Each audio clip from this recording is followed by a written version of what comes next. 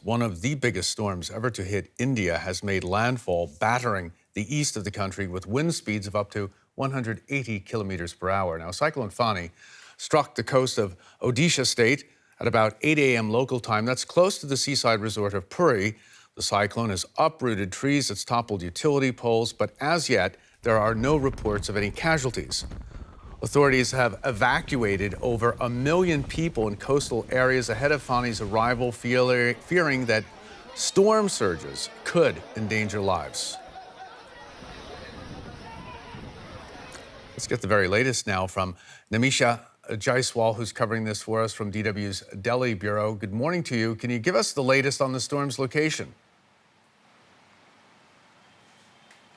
Well, the storm made landfall at about 8 a.m. local time, which was 3.5 hours ago. It is expected to have an impact over a period of 6 hours. So it's hitting the southern coast of the state of Odeesha, and it's moving in the northeastern direction. So basically, it's expected to travel through Odeesha towards West Bengal, and it will reach West Bengal, which is another state to the east of the country, tomorrow morning, and then proceed on to Bangladesh. But it is expected to gradually weaken as it goes further. So the impact is expected to reduce over the next 3 years.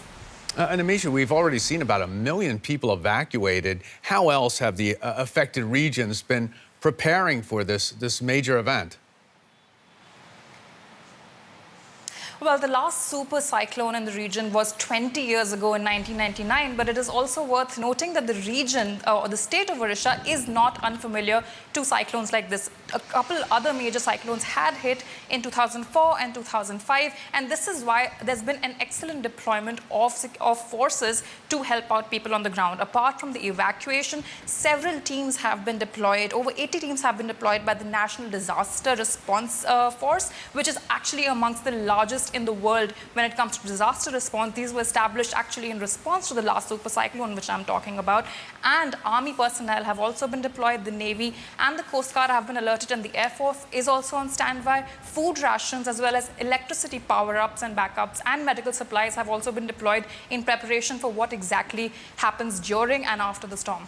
Okay, now there's a lot of concern about infrastructure. That would be very important in helping out the affected region, the roads, electricity. How much at risk are they of being damaged by the cyclone?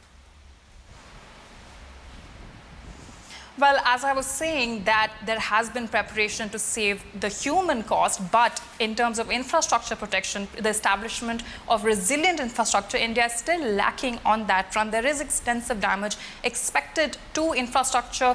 Central authorities are already putting out notifications saying that thatched houses as well as more permanent houses should expect damage. Communication poles and telephonic poles are expected to be uprooted. Road and railways is also expected to be affected, and the Indian Railway has already suspended operations towards that. So, of course, we'll only be able to see the true scale of the damage after the cyclone passes through, but severe damage is expected, and it is at least in terms of saving, reducing the loss of life, actually curtailing the loss of life, that the central forces have acted well. But in terms of infrastructure, severe damage is expected to come up.